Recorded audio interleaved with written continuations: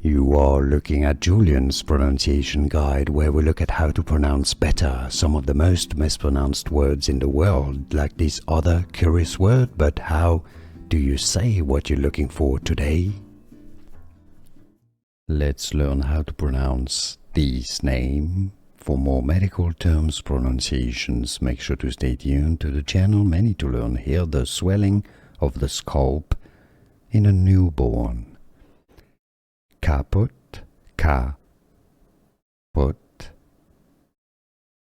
succedaneum, succedaneum.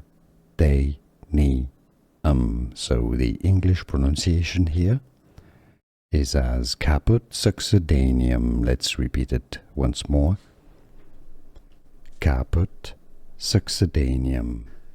Here are more videos on how to pronounce more confusing words and names too many mispronounced. Like this video if you found it useful. I appreciate your support. I'll see you soon and thanks for watching.